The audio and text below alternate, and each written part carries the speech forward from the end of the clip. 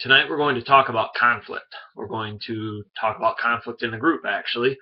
We're going to define the word. We're going to identify some myths about conflict, analyze some methods of communication, and we're going to explain some communication restrictions, how they can lead to conflict, constructive and ethical disagreements, and identify conflict management styles, conflict management strategies, techniques, proposing a solution, and then implementing the solution. So, a lot to talk about in the next few minutes. So, first of all, let's define the word conflict, or what is a conflict. A conflict, simply put, is a disagreement.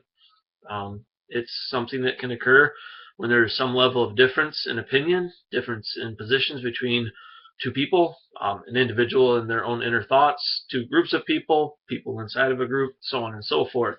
The parties involved in this part of the conflict are often disparities in the sense of who are involved in the conflict. Sometimes people are surprised to learn that they are part of the conflict, and sometimes people are surprised to learn that they aren't a part of the conflict that they thought they were. There's always going to be a perceived threat, which is usually what leads to the conflict in the first place.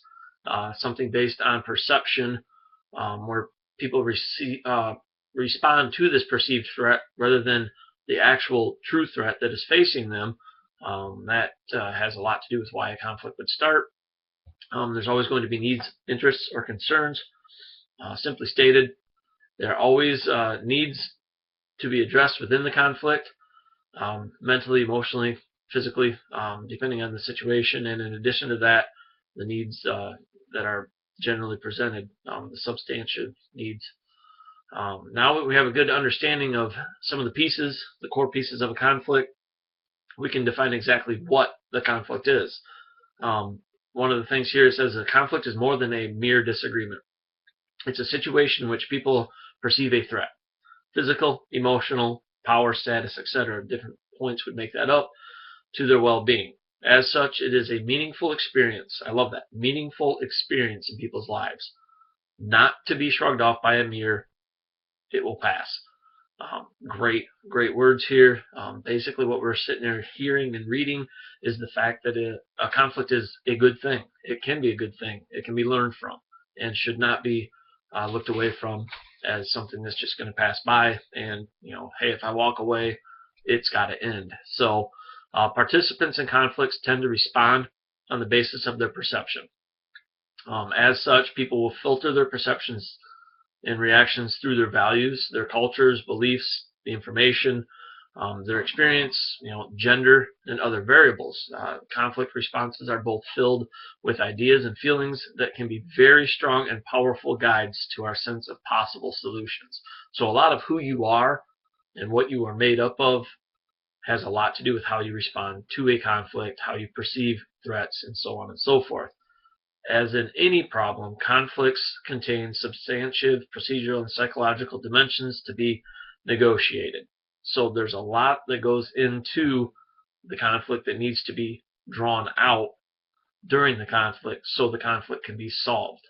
Conflicts are normal experiences within the work environment. You're having a disagreement or a conflict at work, it's not the end of the world.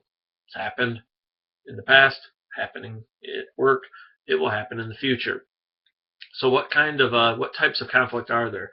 There's the interpersonal conflict, which is simply put, person A, person B conflict. There's the intrapersonal conflict, which is person A and my inner thoughts. I'm having the conflict with myself, so to speak. There's also an intragroup conflict, which is where there's a conflict within a group. So you have certain individuals inside of your group, inside of your team that have the conflict. And then there's an intergroup conflict, which is group 1, group 2 conflict. Hatfield's, McCoy's conflict. Love that one. So the presentation is going to focus on an intergroup conflict and how that can be solved, how that could be resolved and taken care of. So how is conflict expressed in groups? Individuals are going to respond and express their feelings differently during conflicts inside of a group. 3 ways in which people express and respond to conflict are emotionally, cognitively and physically. Emotionally is very easy to understand, I would say. Someone cries. You yell at someone because you're mad because of the conflict and they're breaking down, they're crying. They could go quite silent, hold everything in, bottle it up. Not a good reason, not a good way to handle things. Never good to just bury things down. Cognitive responses are ideas and thoughts about the conflict. So basically, the person's going to sit back, maybe not say much, little jab here, little jab there, but they're breaking down the conflict mentally inside their head. And a physical response would, heighten stress, loud voice, in your face. You'll see it on a person's face. Their emotions are going to be out there and released in a physical manner. Red face, veins bulging out, that kind of stuff. So emotional, cognitive, and physical responses are important windows. Basically, you're going to look in and kind of understand a person a little bit more based on how they respond to this conflict. By understanding our thoughts, feelings, and physical responses to conflict, we may get a better insight into the best potential solutions to the situation. So understanding the person helps understand the conflict and solve things. So different backgrounds culturally can be a point of tension. Gender, sexuality can be a point of tension. So there's so many things out there in the workforce nowadays because the world has gotten so small. The internet has brought us all very close. And so a conflict that may not have occurred 40, 50 years ago because of situations, we're more a part of them now because, things are so tight and close and we're working under more stressful situations now than ever in time. The knowledge that we have before a conflict arises can affect how we respond. Perception. It's doom. I mean, maybe you don't have all the facts. The conflict starts, you're working with half of the facts, and that half of those facts aren't even accurate. Not going to help things out. So the impressions that the audience has of the messenger also has a lot to do with it. If you have a perceived opinion of the person that started the conflict, also isn't going to help things out. So these points of tension can often heighten the conflict within the group.